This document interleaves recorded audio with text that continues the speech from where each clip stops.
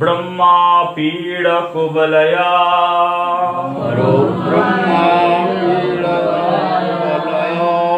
दलतो पुल्ल नयना निवासी नीलाद्रो निहितो चरणयानंत शिरसि रसानंदी राधा सरस गोपुरालिंगना सुखा जगन्नाथ स्वामी नयना पथगामी भवतु मे।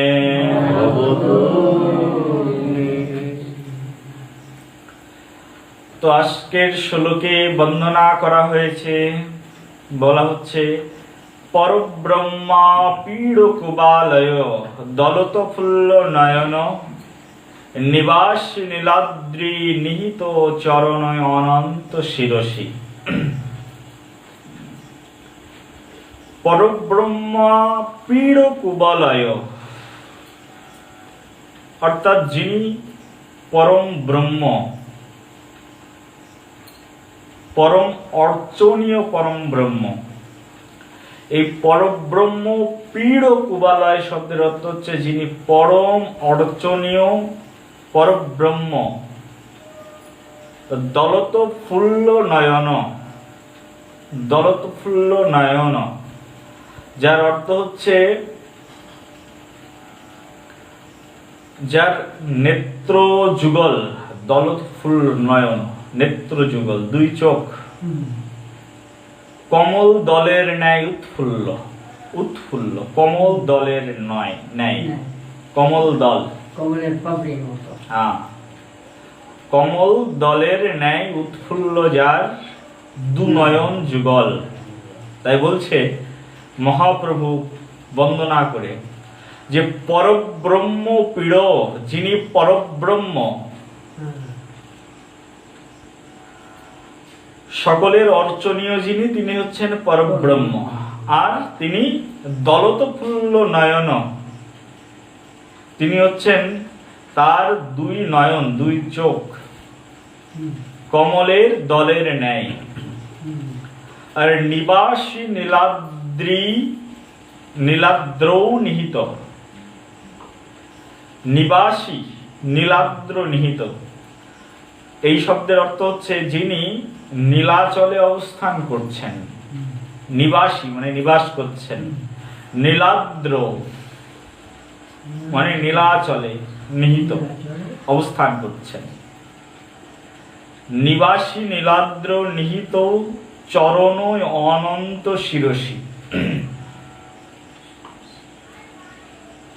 চরণ অনন্ত শিরসি মানে অনন্ত যিনি, অনন্ত নাগ, সেই অনন্তের উপরে যিনি শয়ন করে তার চরণকে রেখেছেন। অনন্তের উপরে যিনি তার চরণকে রেখেছেন তিনি হচ্ছেন অনন্ত শিরসি, চরণ অনন্ত শিরসি। কে? সেই অনন্ত দেবের উপরে শয়ন করে তার চরণটা উন্মিলন করে রেখেছেন কে? স্বয়ং সাক্ষাৎ ভগবান শ্রীহরি। আর কি? আর বলছেন রসানন্দী রাধা সরস। ভগবান হচ্ছেন রসানন্দী, রাধা সরস, বপুরালিঙ্গন সুখ। এই সেই বৃন্দাবনের মাধুর্য প্রেমের কথা বলছেন। যিনি প্রেমানন্দময়, রসানন্দী। রসানন্দী শব্দের অর্থ যিনি রসে আনন্দ উপলব্ধ হন, যিনি রসে আনন্দ গ্রহণ করেন তিনি হচ্ছেন রসানন্দী। কে রসানন্দী? শ্যামসুন্দর।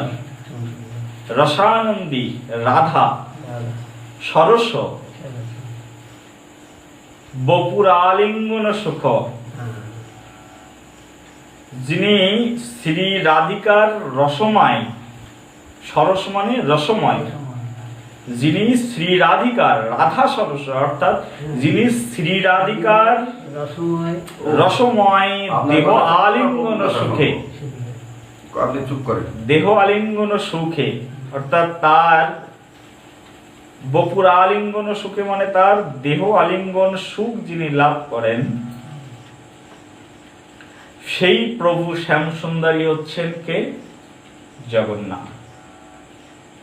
আর সেই জগন্নাথ স্বামী নয়ন পথগামী ভবতু মে, সেই জগন্নাথ স্বামী নয়ন পথগামী ভবতু। হে জগন্নাথ, তুমি আমার নয়ন পথের পথিক হও আর আমাকে পরিচালনা করো। শ্রী চৈতন্য মহাপ্রভু কীর্তন করলেন। খুব আস্বাদনীয় শ্লোক। এর ভিতরে তত্ত্ব আছে, দর্শন আছে, আবার অপ্রাকৃত রাধা প্রেম তত্ত্ব রস রয়েছে। প্রথম কথাটি বলছে পরব্রহ্ম পীড় কুবলয় দলত ফুল্ল নয়ন। মহাপ্রভু বলছেন, হে প্রভু, তুমি হচ্ছ পরমার্চনীয় পরব্রহ্ম। তো মহাপ্রভু এই শব্দ দিয়ে ভগবান শ্রী শ্রী জগন্নাথকে বন্দনা কেন করলেন যে হে জগন্নাথ তুমি পরব্রহ্ম? জগন্নাথ পরব্রহ্ম একথা কি জগৎজীব জানেন না? মহাপ্রভু সাক্ষাৎ ভগবান হয়ে তিনি জগৎজীবকে শিখাচ্ছেন তুমি পরব্রহ্ম। তার কারণ এই জগতে কলিযুগে বিশেষ করে পরব্রহ্মকে কেউ পরব্রহ্ম বলে স্বীকার করবেন না। সাধারণ তার্কিক মানুষ, সাধারণ ম্যাজিক দেখানো মানুষকে মানুষ পরব্রহ্ম বলে মনে করবেন। সেই জন্য শ্রী চৈতন্য মহাপ্রভু ভক্ত ভাব অঙ্গীকার করে এসে জগৎজীবকে শেখালেন। তিনি বললেন যে জগন্নাথ হচ্ছে পরব্রহ্ম। পরব্রহ্মকে? তো সাক্ষাৎ জগন্নাথ। জগন্নাথের স্তুতি করে বলছেন, হে পরব্রহ্ম, তুমি হচ্ছে পরব্রহ্ম, তুমি হচ্ছে সকল কিছুর ঊর্ধ্বে। ব্রহ্মা নন কিন্তু পরব্রহ্ম, পরমাত্মা, যিনি সকলের হৃদয়ের মধ্যে বিরাজ করছেন, আবার যিনি অনন্ত বিশ্ব ব্রহ্মাণ্ড পরিচালনা করছেন, যিনি সৃষ্টি স্থিতি প্রলয় নিহিত কারণের অধীশ্বর, তিনি হচ্ছেন পরব্রহ্ম। আর এই জগতে পরব্রহ্ম কে তাহলে? সাক্ষাৎ সেই সচ্চিদানন্দ কৃষ্ণচন্দ্র ভগবান। বলে কৃষ্ণচন্দ্র ভগবান কি, জগন্নাথ ভগবান কি। তো বলছে পরব্রহ্ম ভগবান শ্রী শ্রী শ্যাম সুন্দরকে পরব্রহ্ম বলা হয়েছে, জগন্নাথকে পরব্রহ্ম বলা হয়েছে। তো মহাপ্রভু বলছেন তুমি পরব্রহ্ম পীড় কুবলয় দলত ফুল্ল নয়ন। আর ভগবান যখন পরব্রহ্ম হন, তিনি এই পৃথিবীর অসাধ্য কাজ তিনি সাধন করতে পারেন। কিন্তু সেই পরব্রহ্মকে চিনতে গিয়ে আমরা কখনো কখনো বিভ্রান্ত হয়ে পড়ি। কে? আমরা পরব্রহ্মকে চিনতে গিয়ে বিভ্রান্ত হয়ে পড়ি। যার ভিতরে গুরু কৃপা প্রবিষ্ট হয়নি, যিনি সদ্গুরু কৃপা থেকে অনন্ত কোটিকাল বঞ্চিত আছেন, তিনি পরব্রহ্মের সেই পরম তত্ত্ব সহজেই উপলব্ধি করতে পারেন না। কেমন? আপনি যদি অনেক বড় যাজ্ঞিক ব্রাহ্মণ হন, তথাপিও পরব্রহ্মের পরম তত্ত্ব জানা সম্ভব নয়। একবার নারদ মুনি তিনি বৈকুণ্ঠ লোক থেকে ভ্রমণ করতে করতে এই মর্তভূমিতে এসেছেন। কে? নারদ মুনি। নারদ মুনি যখন কোথাও যান তাহলে কেমন শব্দ করতে করতে যান? নারায়ণ নারায়ণ নারায়ণ নারায়ণ। নারদ মুনি নারায়ণ নারায়ণ শব্দ করতে করতে এসেছেন। তো নারদ মুনি মর্তধামে যখন এসেছেন, তখন নারদ মুনির সম্মুখে গিয়ে নারদ মুনির সঙ্গে দেখা হয়েছে একজনের, তিনি হচ্ছেন ব্রাহ্মণ। এক ব্রাহ্মণের দেখা হলো নারদ মুনির সঙ্গে। তো নারদ মুনির সঙ্গে যখন এক ব্রাহ্মণের দেখা হলো, তখন নারদ মুনি সেই ব্রাহ্মণের সম্মুখে দাঁড়ালেন, তো ব্রাহ্মণ নারদ মুনিকে প্রণাম নিবেদন করলেন। নারদ মুনিকে প্রণাম নিবেদন করেছেন। প্রণাম নিবেদন করার পরে নারদ মুনি বলছেন ব্রাহ্মণকে, তোমার সবকিছু কুশল তো, সব ঠিক আছে তো? তখন সেই ব্রাহ্মণ ঠাকুর বলছেন, আয়াম ওকে, আপনি কেমন আছেন? নারদ মুনি বলছেন, আমি তো সদা সর্বক্ষণ প্রভুর বার্তা নিয়ে ঘুরি, এই প্রভুর করুণাতে আছি। এই কথা শুনে তখন সেই ব্রাহ্মণ বলছেন নারদ মুনিকে যে প্রভুকে যদি দেখা হয় তাহলে প্রভুকে বলবেন, আপনি তো প্রভুর কাছে আবার যাবেন, তো প্রভুর সঙ্গে যখন দেখা হবে তখন আপনি প্রভুর কাছে একটা কথা জিজ্ঞাসা করবেন যে কত জন্ম পরে, কত দিন পরে আমার মুক্তি হবে। এই কথা ব্রাহ্মণ নিবেদন করলেন নারদ মুনিকে। নারদ মুনি বললেন, ঠিক আছে ব্রাহ্মণ ঠাকুর, আপনার মনোবাঞ্ছা পূর্ণ হবে। ব্রাহ্মণের সঙ্গে দর্শন করে নারদ মুনি রাস্তা দিয়ে হাঁটতে হাঁটতে যাচ্ছেন, তো দেখছেন একজন মুচি, তিনি নিম্ন সম্প্রদায়ের, তো তিনি ওই ঝুড়ি বুনছেন, ঠিক আছে।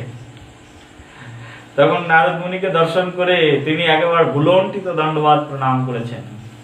সেই নিম্ন সম্প্রদায়ের সেই ব্যক্তি ভুলণ্ঠিত হয়ে ভগবানকে প্রণাম নিবেদন করার পরে, এই নারদ মুনিকে প্রণাম নিবেদন করার পরে নারদ মুনি খুব প্রসন্ন হয়েছেন। তো নারদ মুনি তাকে কুশল আদি বিনিময় করলেন, কেমন আছেন, কেমন চলছে? ভালো আছি। তখন সেই মুচি বলছেন যে প্রভু কেমন আছেন? নারদ মুনির কাছে জিজ্ঞাসা করছেন। আমাদের এই জগতের নিউজ পেপার যেমন আমরা দেখি নরেন্দ্র মোদী কেমন আছেন, প্রাইম মিনিস্টার, আমরা নিউজ পেপার খুললে দেখতে পাই, আনন্দবাজার পত্রিকা। তো আমাদের আধ্যাত্মিক জগতের পত্রিকা হচ্ছে নারদ মুনি। নারদ মুনির কাছ দিয়ে সবাই কথাবার্তা আদান প্রদান করে। আর নারদ মুনির চরিত্র এমন একটা চরিত্র, নারদ মুনির কাছে অসুররাও প্রিয়, আবার অসুরদের কাছে নারদ মুনি প্রিয়। এই অসুরদের মাঝখানে গিয়ে নারদ মুনি গিয়ে কথোপকথন করেন, তাদের কাছেও প্রিয়। কংস রাবণের কাছেও প্রিয় কে? নারদ মুনি। আবার ইন্দ্র বৃহস্পতির কাছেও প্রিয় কে? নারদ মুনি। আবার এই ভূতলে, এই পৃথিবীতে মর্তবাসী যত লোক আছে তাদের কাছেও প্রিয় কে? নারদ মুনি। নারদ মুনি হচ্ছে সকলের কাছে প্রিয়। তো নারদ মুনির প্রিয় হওয়ার পিছনে কারণ একটা আছে, সেটা কি? কারণ নারদ মুনি হচ্ছেন সরল, বাচ্চা স্বভাব সম্পন্ন একজন ব্যক্তিত্ব। নারদ মুনির ভিতরে কোনো কুটিলতা নেই। নারদ মুনি এই জগতে যত সুন্দর সুন্দর লীলা আছে, সব লীলা করার পিছনে নারদ মুনিরই হাত রয়েছে। কারণ নারদ মুনির স্বভাব তো সরল, সে বাচ্চা শিশুর মতো, এর কথা ওকে গিয়ে বলে, ওর কথা ওকে গিয়ে বলে, আর তার মধ্যে দিয়ে একটা বিশাল লীলা হয়ে যায়। আর আমাদের এই জগতের যারা নারদ মুনি আছে তাদের স্বভাব কিন্তু বাচ্চা শিশুদের মতো নাই। এই জগতের যারা নারদ মুনি আছে তাদের স্বভাব হচ্ছে কুটিলতায় পরিপূর্ণ। আর তাদের দ্বারা যদি কোনো লীলা তৈরি হয়ে যায়, তা একটা ধ্বংসাত্মক লীলা তৈরি হয় কি হয় না? সেই নারদ মুনি অত্যন্ত সরল স্বভাব সম্পন্ন এবং হৃদয় সম্পূর্ণরূপে কুটিলতা মুক্ত নারদ মুনির। তো নারদ মুনিকে সেই মুচি বলছেন যে প্রভু কেমন আছেন? তো বলছেন প্রভু ভালো আছেন। তো তিনি তখন জিজ্ঞাসা করছেন, প্রভুকে বলবেন অনেক কষ্ট হয়ে যাচ্ছে আমার, কতদিনে প্রভু আমার দিকে মুখ তুলে চাইবেন। এই কথা শ্রবণ করে নারদ মুনি দুইজনের কথা নিয়ে বৈকুণ্ঠে গিয়ে প্রভু শ্রীহরিকে জানালেন। প্রভু শ্রীহরিকে যখন সেই দুইজনের কথা জানালেন, তখন শ্রীহরি স্বয়ং ভগবান তখন বললেন, ব্রাহ্মণকে এই পৃথিবীতে আমার কাছে ফিরে আসবার জন্য তার 1 কোটি জন্ম লাগবে। আর ওই যে মুচির সঙ্গে তোমার দর্শন হয়েছিল, তাকে আমার কাছে ফিরে আসবার জন্য একটা জন্মই এনাফ। এই কথা শুনে নারদ মুনি বিভ্রান্ত হয়ে গেলেন। কে বিভ্রান্ত হলেন? নারদ মুনি। নারদ, এই যে এই শ্লোকের মর্মটাই হচ্ছে এটি, পরব্রহ্ম পরব্রহ্ম পীড়ক বলয় দলত ফুল্ল নয়ন। পরব্রহ্ম যিনি, সেই পরব্রহ্মের লীলা সহজে আমরা অনুধাবন করতে পারি না। কেন তিনি পরব্রহ্ম? নারদ মুনির কথা শুনে বিমোহিত, ভগবানের কথা শুনে বিমোহিত হয়ে গেলেন নারদ মুনি। নারদ মুনি তখন বলছেন, কি করে সম্ভব? যিনি সৎ কর্ম করা ব্রাহ্মণ, যিনি সদা সর্বক্ষণ বেদ পাঠ করছেন, যিনি পূজা করছেন, অর্চন করছেন, সদা সর্বক্ষণ তোমাকে নিয়ে পড়ে আছে, তাকে উদ্ধার হয়ে ফিরে আসবার জন্য দরকার 1 কোটি জন্ম। আর যে কখনো তোমার ভজন করেন না, সারাদিন হ্যান্ড টু মাউথ লিভিং এর জন্য ব্যস্ত, নিজের কাজ করবার জন্য ব্যস্ত, তাকে ফিরে আসতে 1 জন্ম? এই কথা শুনে তো নারদ মুনি হয়ে গেলেন অত্যন্ত ক্রোধিত, অপ্রসন্ন। নারদ মুনি অপ্রসন্ন হয়ে তখন বলছেন, প্রভু সত্যি কথা বলো, এর পিছনে কি অন্তর্নিহিত কারণ লুকিয়ে আছে, বিষয়টা কি? তখন ভগবান শ্রীহরি বলছেন, নারদ মুনি, এই বিষয়ে জানবার জন্য তোমাকে আমার কাছে আসতে হবে না, এর উত্তর তুমি নিজেই প্রাপ্ত হতে পারো। তা কিভাবে? তা তুমি আবার রিটার্ন চলে যাও সেখানে, আর সেখানে গিয়ে তুমি ব্রাহ্মণকে একটা কথা বলবে, আর একই কথা তুমি ওই মুচিকে বলবে। তো কি কথা? তখন নারদ মুনিকে বললেন, তুমি যখন আবার মরতে যাবে তখন তাদেরকে বলবে যে ভগবান কি করছিল, এই কথা যখন তোমার কাছে জিজ্ঞাসা করবে তখন তুমি বলবে, ভগবান দেখলাম একটা সুসের মধ্য দিয়ে একটা বড় মত্ত হাতিকে ঢুকাচ্ছেন আর বের করছেন। এই কথাটা তুমি গিয়ে তাকে বলবে। তো নারদ মুনি এসেছেন, প্রথমে ব্রাহ্মণকে দর্শন করেছেন। ব্রাহ্মণের সঙ্গে যখন নারদ মুনির দর্শন হলো তখন নারদ মুনি ব্রাহ্মণের কাছে এসেছেন, ব্রাহ্মণের কুশলাদি বিনিময় করলেন। তখন ব্রাহ্মণ ঠাকুর বলছেন, নারদ মুনি, তুমি কি প্রভুকে আমার কথা জিজ্ঞাসা করেছিলে? বলছে, হ্যাঁ করেছি। আচ্ছা বলো তো, প্রভু তুমি যখন গেলে তখন প্রভু কি করছিলেন? এই কথা শুনে নারদ মুনি বললেন, আমি যখন গেলাম তখন দেখলাম এক অদ্ভুত কাণ্ড। কি কাণ্ড? তো আমি দেখলাম সাক্ষাৎ ভগবান পরব্রহ্ম যিনি, তিনি একটা সুসের মধ্যে একটা বিশাল বড় মস্ত হাতিকে সুসের মধ্যে ঢুকাচ্ছেন আর বের করছেন, ঢুকাচ্ছেন আর বের করছেন। এই কথা শুনে ব্রাহ্মণ বলছে, তোমার মাথা টাথা ঠিক আছে তো? এটা কি কখনো সম্ভব? একটা সুসের মধ্য দিয়ে একটা হাতিকে কি কখনো ঢুকানো যায়? নারদ মুনি, সত্যি কথা বলো তো, তুমি কোনো অসুরদের আবাসস্থল থেকে আসনি তো? তারা তোমাকে কিছু দুষ্টুমি করে কিছু খাইয়ে টাইয়ে দেয়নি তো? আর তুমি তো সরল লোক, তোমাকে কে কিভাবে পরিচালনা করবে নিজেই বুঝতে পারবে না। তুমি কি ডাইরেক্ট গোলক থেকে আসছো? বিশ্বাস করলেন না কে? ব্রাহ্মণ। আবার ওই একই কথা গিয়ে তখন নারদ মুনি মুচিকে বললেন। তখন সেই মুচি জিজ্ঞাসা করছেন যে প্রভু কি করছিলেন যখন তুমি গেলে? তখন বললেন, প্রভু দেখলাম একটা সুসের মধ্য দিয়ে একটা বিশাল মত্ত হস্তিকে ঢুকাচ্ছেন আর বের করছেন। এই কথা শুনে তখন সেই মুচি বললেন যে, আহ, ভগবান শ্রীহরির কি অভূতপূর্ব লীলা! তিনি একটা সুসের মধ্যে একটা হাতিকে ঢুকাচ্ছেন আর বের করছেন। কত অলৌকিক কর্ম ভগবান করতে পারেন। তখন নারদ মুনি বলছে, তুমি এই কথা বিশ্বাস করলে? বলছে, কেন বিশ্বাস করব না? বলছে, সুসের মধ্য দিয়ে কি একটা হাতিকে ঢোকানো যায়? বলছে, কেন ঢোকানো যাবে না? একটা ছোট্ট একটা বীজ থেকে যদি এই মহিরহ বটবৃক্ষ তৈরি হতে পারে, বট গাছের নিচে বসে ঝুড়ি বুনছেন তো, তিনি বলছেন একটা ছোট্ট বীজ থেকে যদি এই মহিরহ বটবৃক্ষ হতে পারে, তাহলে ভগবান, এ তো সব ভগবানের সৃষ্টি। আর ভগবান যদি এই অসাধ্য কাজ করতে পারে, আর বট বৃক্ষ তো কোনো ডালপালা পুতলেও হয় না। বটের ফলটা যখন একটা পাখি খায়, সেই খেয়ে সে যখন মল পরিত্যাগ করে, সেখান থেকে এই বট বৃক্ষ তৈরি হয়। এই অদ্ভুত কর্ম যদি ভগবানের নিয়ন্ত্রণে এই পৃথিবীতে হতে পারে, তাহলে বৈকুণ্ঠে কেন এইরকম অদ্ভুত লীলা হবে না? এই কথা শুনে নারদ মুনি খুব প্রসন্ন হলেন। আর প্রসন্ন হয়ে তখন নারদ মুনি বললেন, তুমি এক জন্ম পরে ভগবানের কাছে ফিরে যাবে। আর সেই ব্রাহ্মণকে বললেন যে তুমি 1 কোটি জন্ম পরে ভগবানের কাছে ফিরে যাবে। তো ভগবানের কাছে ফিরে যাবে কেন 1 কোটি জন্ম পরে একজন ব্রাহ্মণ? তার কারণ সে বেদ পাঠ করে, ধর্ম চর্চা করে, পুজো করে, তর্পণ করে, অর্চন করে, কিন্তু হৃদয়ের মধ্যে সরল বিশ্বাস আর সরল ভক্তি তার এখনো জন্মায়নি। তাই গৌর প্রেমানন্দে। যতই বেদ পাঠ করো না কেন, যতই শ্রবণ করো না কেন, হৃদয় যতদিন পর্যন্ত সরলতাই পরিপূর্ণ না হবে, হৃদয়ের কালিমা যতদিন পর্যন্ত হৃদয় থেকে বিদূরিত না হবে, কৃষ্ণ কথা শ্রবণ, বেদ পাঠ, ধর্মচর্চা এগুলোর মধ্যে দিয়ে সেই পরব্রহ্মের কাছে ফিরে আসা যাবে না। সেই জন্য সরল হতে হবে।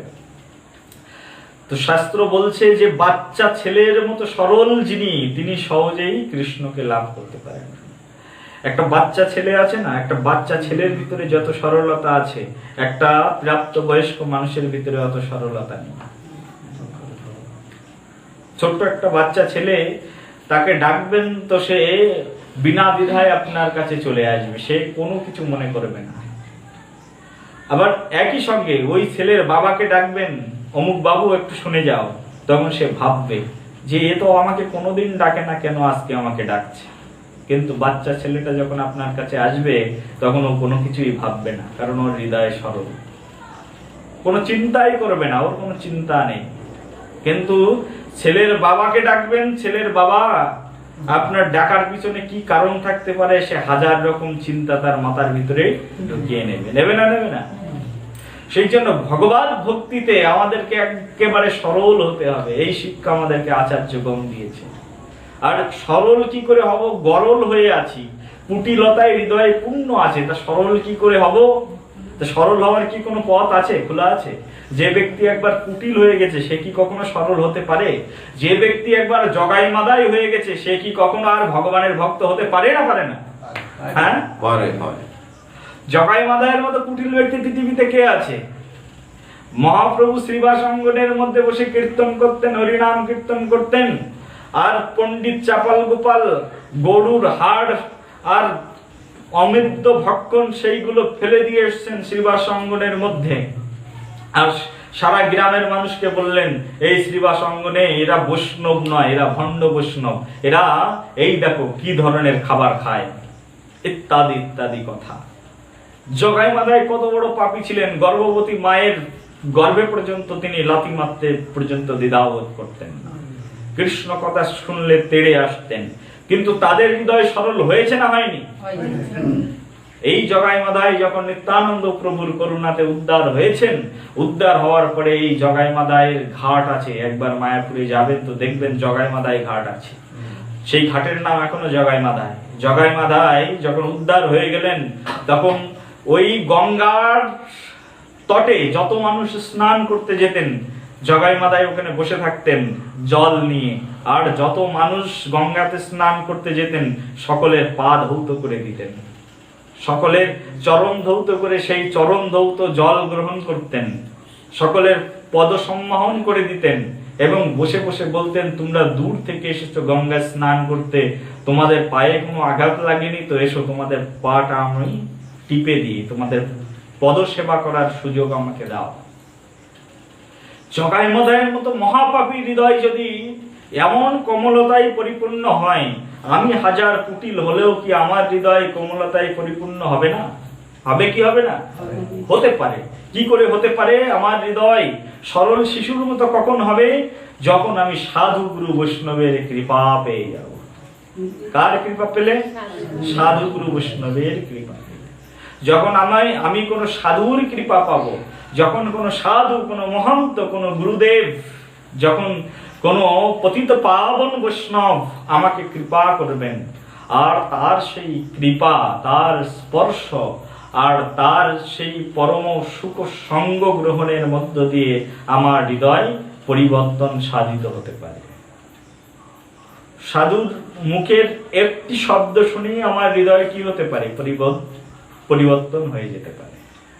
ভগবানের কথার এমন শক্তি আছে, কোন কথাটা কোন মানুষের হৃদয়ে কিভাবে গিয়ে প্রবেশ করবে কেউ জানে না। এক মানুষ কোটি জন্ম ধরে কৃষ্ণ কথা শুনছে, পরিবর্তন হচ্ছে না। একজন মানুষ একদিন গিয়ে শুনলো আর একটা কথাই তার হৃদয়ে বসে গেল, আর সেই কথাতেই তার হৃদয় পরিবর্তন হয়ে যেতে পারে।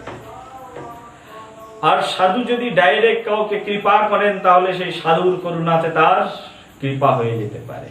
পারে না? পারে না? হ্যাঁ, শিল প্রভুপাদ কি? এক শিল প্রভুপাদের কথা বলি। একবার শিল প্রভুপাদ যাচ্ছেন আমেরিকাতে, তো তিনি তখন আমাদের একজন সিনিয়র গুরু ভ্রাতা বলছিলেন যে তিনি প্রভুপাদ যখন আমেরিকাতে যাচ্ছেন, এয়ারপোর্টের মধ্যে বসে আছেন, তো প্রভুপাদ কিছু খাবার খাচ্ছিলেন। তো এক বিদেশি তিনিও যাচ্ছেন ভারতবর্ষ থেকে আমেরিকাতে। তো এয়ারপোর্টে প্রভুপাদ সুন্দর সুন্দর খাবার খাচ্ছেন, ভগবানের প্রসাদ দেখে সেই এক মাতাজি, তার এক ছোট্ট একটা বাচ্চা ছিল, তার দেখে হলো লোভ। তো প্রভুপাদ কিছু শুকনো খাবার খাচ্ছিলেন, আর প্রভুপাদের প্লেট থেকে নিয়ে এসে খাওয়া শুরু করে দিল সেই বাচ্চাটা। কার প্লেট থেকে নিয়ে খাওয়া শুরু করলো? প্রভুপাদ। বাচ্চা তো সরল, প্রভুপাদ তাকে কি বলবেন? প্রভুপাদের প্লেট থেকে প্রভুপাদ যেটা খাচ্ছেন সেটা তো প্রসাদ, আর প্রভুপাদ যখন খাচ্ছেন তখন সেটা হয়ে গেল মহাপ্রসাদ। কি হয়ে গেল সেটা? মহাপ্রসাদ। প্রভুপাদ যখন খাচ্ছেন সেটা কি খাচ্ছেন? প্রসাদ। আর প্রভুপাদ যখন খাচ্ছেন যে পাত্রে, সেখানে কি আছে? সেখানে আছে মহাপ্রসাদ। আর সে সেখান থেকে মহাপ্রসাদ খেয়ে নিল। সে কৃষ্ণ ভক্তি কাকে বলে জানে না। একদিন ওই প্রভুপাদের উচ্ছিষ্ট প্রসাদ খাওয়ার কারণে তার হৃদয়ের মধ্যে কৃষ্ণ প্রেম জন্মালো, ওইটুকু বাচ্চা। এবং সেই কৃষ্ণ ভক্তদের দেখলেই পাগল হয়ে যেত, মনে হতো কিসের একটা আকর্ষণ আছে কৃষ্ণ ভক্তদের মধ্যে। আর সেই আকর্ষণ ফিল করতে করতে আমেরিকার পথে পথে ইসকনের ভক্তরা হরিনাম কীর্তন করে, সেই ইসকনের ভক্তদের সঙ্গে মিশে গেল, আর মিশে গিয়ে ভক্ত হয়ে গেল। এবং হেজলিনের জয় পতাকা স্বামী গুরু মহারাজের কাছ থেকে তিনি দীক্ষা নিয়ে নিয়েছেন। তাই গৌর প্রেমানন্দে তিনি তার রিয়ালাইজেশনে বলছেন যে আমি কি করে কৃষ্ণ ভক্ত হলাম। তা উনি বলছেন, আমি আজকে বুঝতে পারছি আমি যে কৃষ্ণ ভক্ত হয়েছি তার পিছনে কারণ একটি। তার কারণ আমি ছোটবেলায় ছিল প্রভুপাদকে দেখেছি, আর প্রভুপাদের উচ্ছিষ্ট প্রসাদ আমি সেখান থেকে খেয়ে নিয়েছি। তার কারণেই আমার হৃদয়ের ভিতরে কৃষ্ণ ভক্তদের দেখলেই এমন একটা ভাব তৈরি হতো, কৃষ্ণ কথা শুনলে এমন একটা ভাব তৈরি হতো, মনে হতো কত দিনের চেনা, কত দিনের পরিচিত। সেই আকর্ষণে আকর্ষণে কৃষ্ণ ভক্তের কাছে ছুটে যেতাম, আর তারা আমাকে কৃষ্ণ ভক্তির তত্ত্ব শিক্ষা দিত। আস্তে আস্তে আমি কৃষ্ণ ভক্ত হয়ে গেলাম। গৌর প্রেমানন্দ। সাধু গুরু বৈষ্ণবের কৃপা যদি হয়, কঠিন হৃদয় কমলতায় পরিপূর্ণ হয়ে যায়। তো সেই জন্য সাধু কৃপা হলে আমাদের হৃদয় কি হওয়া সম্ভব? সরল হওয়া সম্ভব। আর যখন হৃদয় সরল হবে, সেই সরল হৃদয়ে সেই পরব্রহ্ম পীড় কুবলয় দলত ফুল্লনায়ন তাকে বোঝা যাবে। এই পরব্রহ্ম তত্ত্ব বুঝাটা এত সহজ জিনিস নয়। ব্রহ্মাজি যিনি সকলের রূপ দিয়ে বসে আছেন, তিনি পরব্রহ্মকে বুঝতে গিয়ে কখনো কখনো তিনি বিচলিত হয়ে পড়েন। তিনি কখনো কখনো ভাবেন এই শ্যাম সুন্দর কি ভগবান? ভগবান কৃষ্ণ এসেছেন বৃন্দাবনে, আর বন্ধুদেরকে নিয়ে যখন গোষ্ঠে গেছেন, আর তখন বন্ধুদের শ্রীদাম সুদাম বসুদাম তাদের মুখের উচ্ছিষ্ট প্রসাদ কৃষ্ণ কেড়ে কেড়ে খাচ্ছেন। আর তাই দেখে ব্রহ্মা ভাবলেন এ ভগবান হতে পারে না। ভগবান যিনি হবেন তার মুখের প্রসাদ খাওয়ার জন্য লক্ষ্মী দেবী লালায়িত থাকেন, তার মুখের প্রসাদ খাওয়ার জন্য শিব লালায়িত থাকেন। একটুখানি প্রসাদ পেয়ে নারদ মুনির কাছ থেকে তাণ্ডব শুরু করে দিল, তাই না? তার প্রসাদ গ্রহণের জন্য কোটি ব্রহ্মাণ্ড উদ্গ্রীব থাকেন, আর তিনি কিনা নিম্ন জাতের এই গোষ্ঠের বালকের তাদের মুখের প্রসাদ খাচ্ছেন, তাদের মুখের উচ্ছিষ্ট খাচ্ছেন। ইনি পরব্রহ্ম ভগবান হতে পারে না। এর নাম কৃষ্ণ হতে পারে, কিন্তু পরব্রহ্ম নয়। আমি মনে হয় মায়ার দ্বারা বিভ্রান্ত হয়ে পড়েছি। কে ভাবছেন একথা? ব্রহ্মা। এই হয়ে গেল ব্রহ্মার কৃষ্ণ চরণে অপরাধ। সেই ব্রহ্মা পরবর্তী জন্মে হরিদাস ঠাকুর হয়ে জন্মগ্রহণ করলেন বরুণ গ্রামে। তাই গৌর প্রেমানন্দে। সেই জন্য পরব্রহ্মকে বোঝানো তো সহজ নয়, কারণ যিনি ব্রহ্মা, সেই ব্রহ্মার পর্যন্ত ভুল হয়ে যায়। যিনি সদা সর্বক্ষণ সেই পরব্রহ্মের স্মরণে আছেন, পরব্রহ্মের নির্দেশে প্রত্যেকটি কাজ করছেন, তিনি পর্যন্ত বিভ্রান্ত হয়ে পড়েন সেই পরব্রহ্মকে জানবার জন্য। আমরা তো সাধারণ মানুষ, কিন্তু যিনি ভগবানের ভক্ত, যার প্রতি সাধু গুরু বৈষ্ণবের কৃপা হয়েছেন, তিনি পরব্রহ্মকে দেখে কখনো কি হন না, বিভ্রান্ত হন। এখানে শ্রী চৈতন্য মহাপ্রভু এই পরব্রহ্ম শব্দ উচ্চারণ করে তিনি জগন্নাথের স্তব করে বলছেন, পরব্রহ্ম পীড়ো কবলায় দলত ফুল্ল নয়ন। ভগবান শ্রীকৃষ্ণের যে নয়ন, নয়ন যুগল, সেটা কমল দলের মতো। আর কৃষ্ণের সেই অপ্রাকৃত নয়ন, সেই নয়ন যদি একবার কেউ দর্শন করে তাহলে সে বিমোহিত হয়ে পড়ে। কার নয়ন, কার চোখ দেখলে? কৃষ্ণের চোখ দর্শন করবে। কৃষ্ণ নিজে নিজের বদন দেখে, নিজের চোখ দেখে নিজেই বিমোহিত হয়ে পড়ে।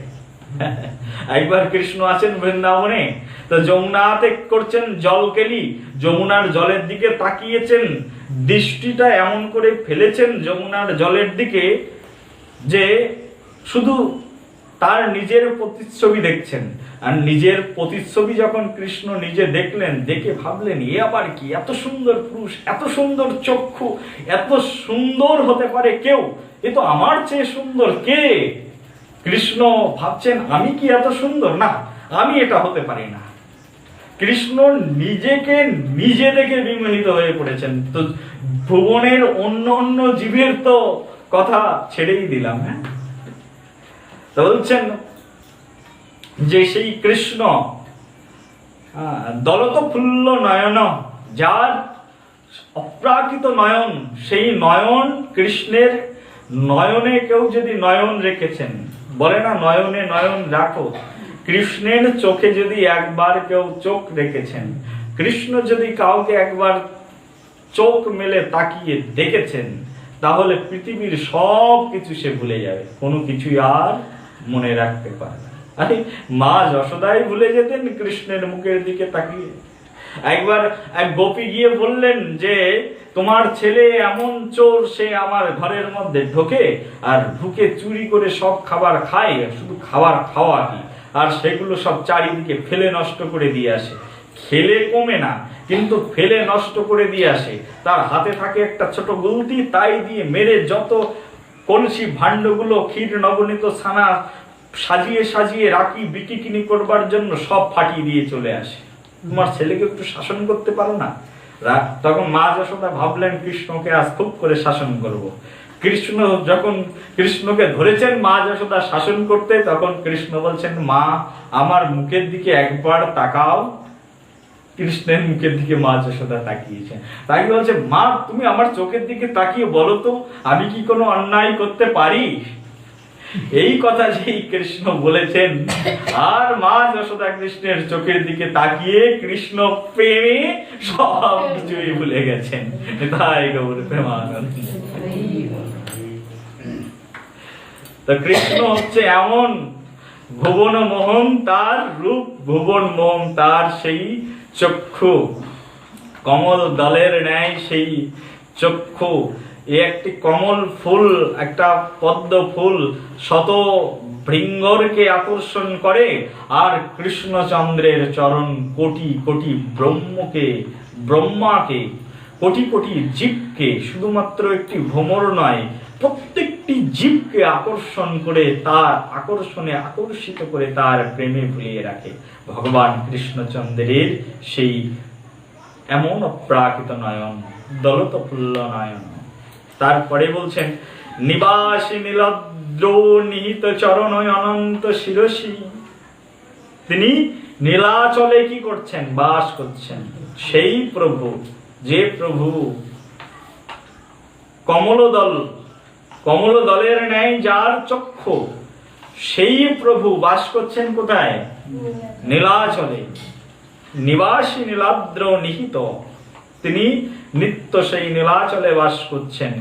আর চরণ অনন্ত শিরসী, যে প্রভুর চরণ অনন্ত দেবের উপরে, অনন্ত দেবের মাথার উপরে আছেন, সেই প্রভু নিত্য বাস করছেন পুরী ধামে।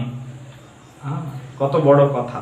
চরণ অনন্ত শিরসী, অনন্ত দেবের মস্তকের উপরে তার পদ রেখে দিয়েছেন। আপনি কোন সর্পের উপরে আপনার অঙ্গুলি পর্যন্ত রাখতে পারেন? হ্যাঁ। আর ভগবানের বিশ্রাম শয্যা কি? অনন্ত দেবের দেহ, অনন্ত নাগের দেহ। তো সবচেয়ে কোমল, সাপের দেহ হচ্ছে অত্যন্ত কোমল, সর্পের দেহ। আর অনন্ত নাগের দেহের উপরে কৃষ্ণের নিত্য বিশ্রাম, ভগবান শ্রীহরির নিত্য বিশ্রাম। ভগবান বিশ্রাম কোথায় করেন? তো অনন্ত দেবের দেহের উপরে। আর তার সুন্দর সেই শ্রীপদ তিনি রাখেন কোথায়? অনন্ত দেবের শিরে, মস্তকের উপরে, অনন্ত শিরসী। অনন্ত দেবের শিরের উপরে তিনি তার পদ রাখেন। যখন তিনি কালীয়কে দমন করলেন, তার পদটা কোথায় রেখেছিলেন? সেই কালীয় নাগের মস্তকের উপরে রেখেছি। কালীয় নাগ ধন্য হয়েছে কার চরণ চিহ্ন প্রাপ্ত হয়ে? ভগবান শ্রী শ্রী শ্যাম সুন্দর। তাই বলছেন নিবাসী নীলাদ্র নিহিত চরণ অনন্ত শিরসী, রসানন্দে রাধা সরস বপুরা লিঙ্গন সুখ। আহ, কি কথা বলছেন যে রসানন্দে রাধা সরস। রসানন্দী মানে কি বললাম? রসানন্দী, প্রেমানন্দময়, যিনি প্রেম ও রস আস্বাদন করেন শ্রীধাম বৃন্দাবনে, সেই শ্যাম সুন্দরী হচ্ছেন জগন্নাথ। এই শব্দটা মহাপ্রভু ব্যবহার করেছেন। কত বড় শব্দ! এক একটা শব্দ চয়নের মধ্য দিয়ে ভগবানের অনন্ত লীলাকে তিনি প্রকাশিত করেছেন। মহাপ্রভু যে এক একটা শব্দ চয়ন করেছেন, শব্দগুলো সাধারণ শব্দ নয়। তো অনেকগুলো শব্দ একসঙ্গে ব্যাখ্যা করছি, এক একটা শব্দের অনেক অনন্ত ব্যাখ্যা রয়েছে, বিশাল শব্দ। যে রসানন্দী রাধা, রাধা হচ্ছে রসানন্দী, আবার সরস বপুরা আলিঙ্গন সুখ, তিনি বপুরা আলিঙ্গন সুখ, তিনি রসানন্দী রাধা। রাধাকে রসানন্দী বলা হয়েছে। রসানন্দী কেন? কারণ রাধা রানী যে এই জগতের যে রসগুলো রয়েছে, সেই রসের মধ্যে সর্বশ্রেষ্ঠ রস যাকে বলা হয়, সেই রসকে কি বলা হয়? মাধুর্য রস, মধুর রস। সেই মাধুর্য রসের অধিকারী যিনি, তিনি হচ্ছেন একমাত্র শ্রীমতী রাধা রানী এবং ব্রজের ব্রজগোপী বৃন্দ। তারা হচ্ছেন সেই মাধুর্য রসের একমাত্র অধিকারী। মাধুর্য রস আমরা আস্বাদন করতে পারি না। ব্রজগোপীদের কাছে কৃষ্ণ হচ্ছেন প্রাণনাথ। ব্রজগোপীরা কৃষ্ণকে ভালোবাসবার জন্য তাদের কাছে কোনো কৃপণতা নেই। কি কি রস আছে? মুখ্য কয়েকটি রস আছে। কি কি? 5টি মুখ্য রস আছে। কি কি রস? বাৎসল্য রস। কি রস? বাৎসল্য রস, সখ্য রস, দাস্য রস, মধুর রস, আর আর শান্ত রস। শান্ত দাস্য সখ্য বাৎসল্য মধুর। তো এই রসগুলোর মধ্যে শ্রেষ্ঠ রস কোনটি? তো মাধুর্য রস। মাধুর্য রস আস্বাদন করাতে কৃষ্ণকে যিনি পারেন, তিনি হচ্ছেন একমাত্র শ্রীমতী রাধারানী এবং তার সহচরী বৃন্দ। বাৎসল্য রস তো কৃষ্ণ আস্বাদন করেন মা যশোদার কাছ থেকে, গাভী মাতার কাছ থেকেও বাৎসল্য রস গ্রহণ করেন। আর শান্ত রস গ্রহণ করেন কোথার থেকে? বংশীর কাছ থেকে, গাভীগণের কাছ থেকে, এই গোবর্ধনের কাছ থেকে তিনি শান্ত রস গ্রহণ করেন। দাস্য রস গ্রহণ করেন হনুমান, বানর এনাদের কাছ থেকে। কি রস গ্রহণ করেন? দাস্য রস। সখ্য রস তো তার সখাদের কাছ থেকে গ্রহণ করেন। কিন্তু সর্বশ্রেষ্ঠ রস যেটি, সেই রসটি হচ্ছে এই মাধুর্য রস। আর এই মাধুর্য রসের একমাত্র শ্রেষ্ঠ অধিকারিণী যিনি, তিনি হচ্ছেন শ্রীমতী রাধা। রাধা ঠাকুরানীর কাছ থেকে তিনি এই মাধুর্য রস আস্বাদন করেন, সেই জন্য তিনি রসানন্দী। রসের আনন্দকে তিনি আস্বাদন করেন, সেই জন্য রসানন্দী শব্দটা মহাপ্রভু ব্যবহার করলেন, রসানন্দী। আর সেই মাধুর্য প্রেম কেমন? অন্যান্য প্রেমে যদি কৃপণতা সামান্য থাকেও, মাধুর্য প্রেমে কোনো কৃপণতা নেই। আমি প্রভুর আর প্রভু আমার। দাস্য প্রেমে আমি প্রভুকে সেবা করি নিঃস্বার্থ ভাবে, প্রভু আমার দিকে কখনো মুখ তুলে চাইবেন, দাস্য প্রেম। কিন্তু মাধুর্য প্রেম কেমন? না, আমি প্রভুর, প্রভু আমার, প্রভু আর কারুর হতে পারেন না, শ্যামসুন্দর শুধু আমার। রাধারানী বলবেন শ্যামসুন্দর আমার, বিরজা সখী বলবেন শ্যামসুন্দর আমার, আমি কাউকে ভাগ দিতে পারবো না, শুধু দোলাম আমার।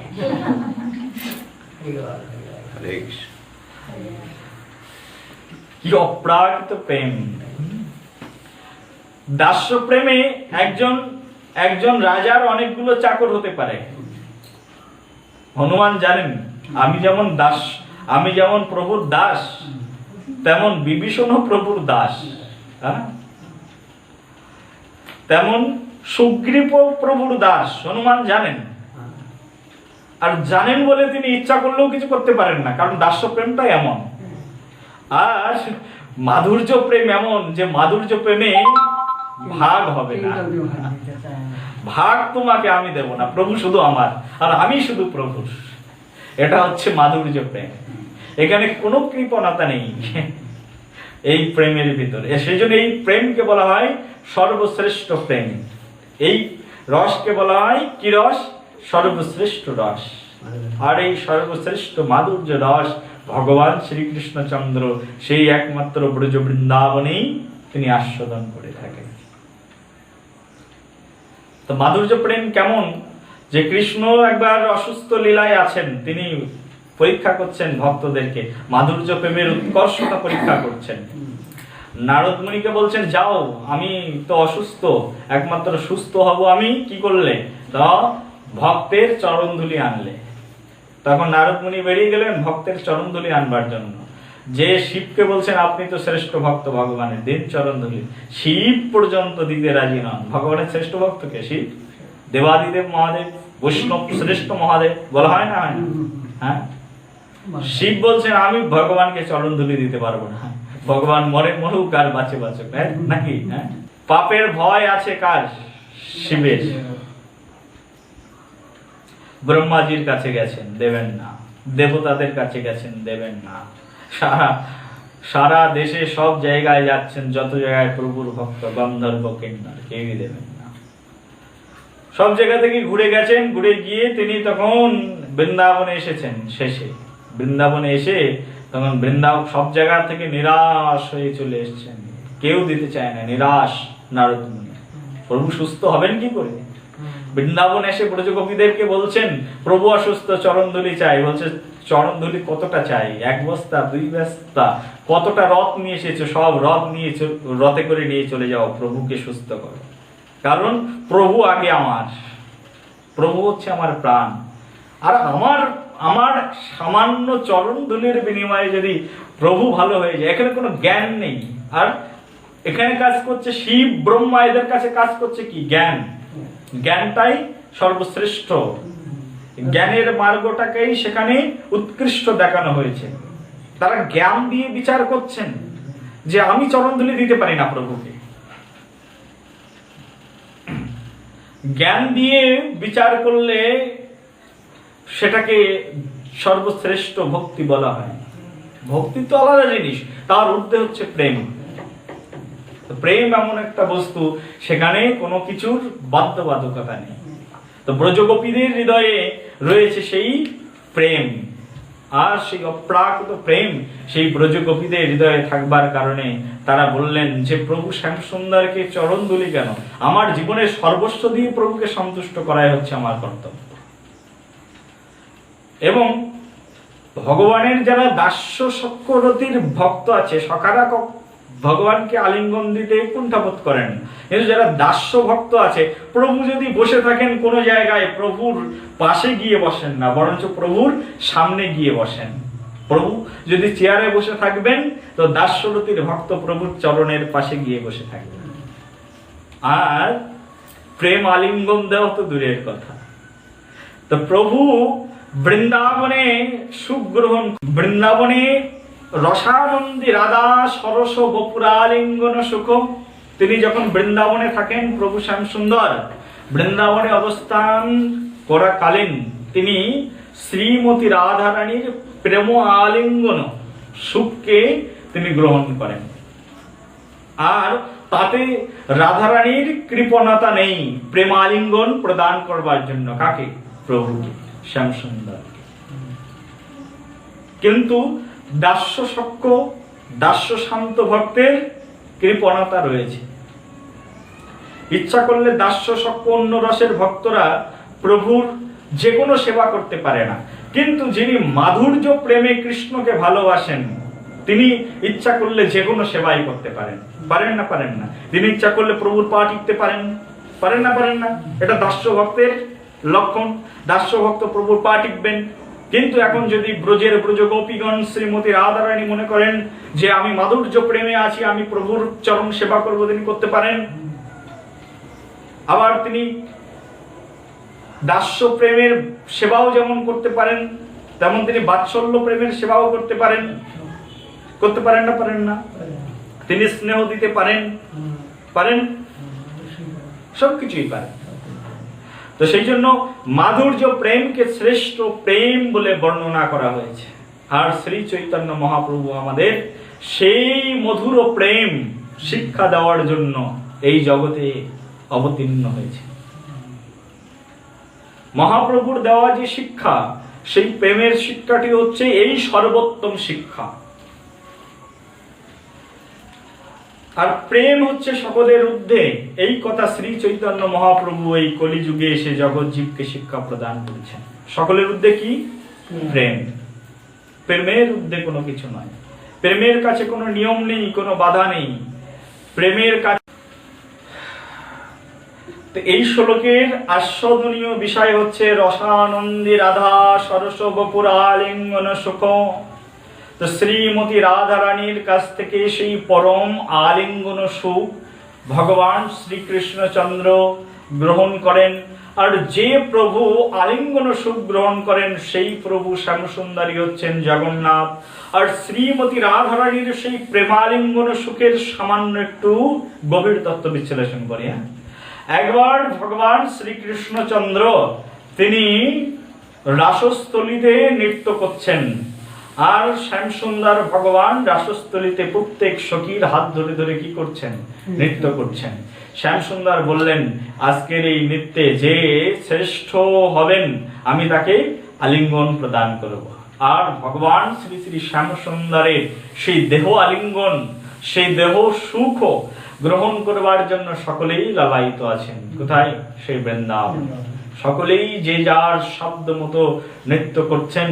নৃত্য করতে করতে করতে করতে কেউ কেউ হাঁপিয়ে পড়লেন, কেউ কেউ পরাস্ত হয়ে পড়লেন।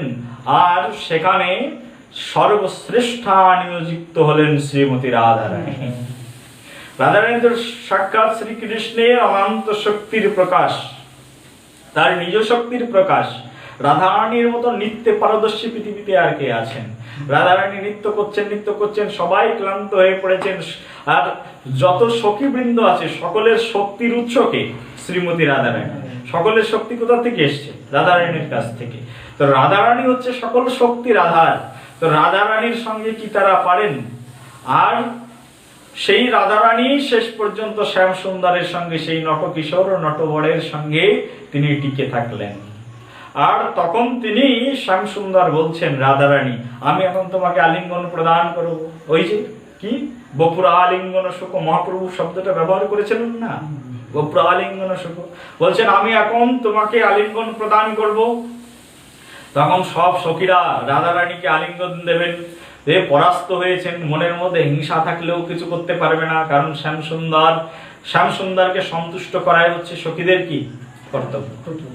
শ্যাম সুন্দর সুখে থাকবেন, আর তার সুখটাই হচ্ছে আমার সুখ। মনের মধ্যে হিংসা আছে, জ্বলন আছে, জ্বলছে, কিন্তু শ্যাম সুন্দরকে সুখ দেওয়ার জন্য সবকিছু সহ্য করার অভ্যাস বৃন্দাবনের ব্রজগোপীগণের আছে। কাকে সন্তুষ্ট করবার জন্য? শ্যাম সুন্দরকে। শ্যাম সুন্দর যদি সন্তুষ্ট থাকেন, তার সুখটাই হচ্ছে আমার সুখ। সেই জন্য কোন কোন সখী দেখছেন, এই কৃষ্ণ শ্যাম সুন্দর রাধারানীকে আলিঙ্গন দেবেন, আমরা পরাস্ত হয়েছি, দেখবই না, তাকাবই না। কেউ কেউ হাত দিয়ে তার চোখ ঢাকছেন, কেউ কেউ ময়ূর পেখম দিয়ে তার চোখ ঢাকছেন, কেউ কেউ তার গাত্রের বস্ত্র দিয়ে চোখ ঢাকছেন, কেউ কেউ ঝোপের আড়ালে গিয়ে আড়ে আড়ে দেখছেন আর ভাবছেন না তাকাবো না। কেউ কেউ কেউ ঊর্ধ্বে যে চন্দ্রিমা উদিত হয়েছেন সেই চন্দ্রিমার দিকে তাকাচ্ছেন না, দেখবই না। দেখলে কি হবে না, দেখলে আমার হৃদয়ে হিংসা আরো দ্বিগুণ বাড়বে, আমার যন্ত্রণা আরো বেড়ে যাবে, যেন কেউ দেখবেনই না। তখন রাধারানীকে কৃষ্ণ ধরে যখন তার বপুর আলিঙ্গন সুখ প্রদান করছেন, আলিঙ্গন প্রদান করছেন, আর সেই মুহূর্তে হঠাৎ ললিতা সখী ভাবছেন একটু দেখি তো কি হচ্ছে, অনেক সময় হয়ে গেল। ললিতা সখী একটু তাকিয়ে দেখছেন কৃষ্ণের দিকে, যে রাধারানীকে কৃষ্ণ এমন করে আলিঙ্গন দিচ্ছেন যে রাধারানীর দেহটা একেবারে কৃষ্ণের দেহের মধ্যে ঢুকে চলে যাচ্ছে, এবং রাধারানীর যে অঙ্গটা, সেই অঙ্গ কৃষ্ণ অঙ্গের মধ্যে মিশে একেবারে বিলীন হয়ে যাবে অবস্থা। কারণ হাতের সঙ্গে হাত, চোখের সঙ্গে চোখ, মুখের সঙ্গে মুখ সব মিলে যাচ্ছে একসঙ্গে। তখন ললিতা সখী ভাবছেন, আরে এসেছিল তো এই পৃথিবীতে লীলা বিলাস করবার জন্য, এই দুই অঙ্গ যদি এক অঙ্গ হয়ে যায় তাহলে লীলা বিলাস কি করে হবে? আমাদের তো তলপা গুটিয়ে এখান থেকে আবার গোলক বৃন্দাবনে হাঁটতে হবে। সঙ্গে সঙ্গে ললিতা সখী গিয়ে তার হাতটা নিয়ে একেবারে ঢুকিয়ে দিয়েছেন রাধারানী আর কৃষ্ণ দুইজনের দেহের মধ্যে, বের করে নিয়ে চলে এসেছেন। তখন কৃষ্ণ বলছেন, ললিতা বাঁচিয়েছো তুমি আজকে। তো এই বপুরালিঙ্গন সুখ প্রাপ্ত হতে হতে আমরা এক হয়ে যাচ্ছিলাম, তুমি বাঁচিয়েছো, লীলা করবার জন্য তুমি সহযোগিতা করলে। তখন বের করে নিয়ে চলে আসছেন। যদি দুই অঙ্গ এক অঙ্গ হয়ে যেত তাহলে কি হতো? তাহলে আর সেই ব্রজের লীলা প্রবিষ্ট হতো না। তখন কৃষ্ণচন্দ্রের মনে একটি লোভাঢ্য সঞ্চয় হলো, লোভ সঞ্চয় হলো। আর সেই লোকটা কি? দুই অঙ্গ এক অঙ্গ হয়ে আমি একবার দেখব। আর সেই যে দুই অঙ্গ এক অঙ্গ হওয়ার ক্ষুদ্র বাসনা মনের মধ্যে ছিল, সেই বাসনাকে তিনি এই গৌর লীলায় এসে পূর্ণ করলেন। শ্যাম অঙ্গ আর রায় অঙ্গ এক হয়ে গৌরঙ্গ হয়ে তিনি এই জগতে প্রকট বিহার করে জগৎ জীবকে সেই রাধা তত্ত্ব প্রেম ও মহিমা, সেই অপ্রাকৃত প্রেম জগৎ মাঝে তিনি বিস্তার করলেন। বলে নিতাই গৌর প্রেমানন্দে শ্যাম সুন্দর ভগবান কি জয়, গৌরাঙ্গ ভগবান কি, শ্রীমতী রাধারানী কি। মহাপ্রভু এই সুন্দর কথাটিকে নিয়ে এসেছেন বপুরালিঙ্গন সুখ। জগন্নাথ স্বামী নয়ন পথগামী ভব তুমি।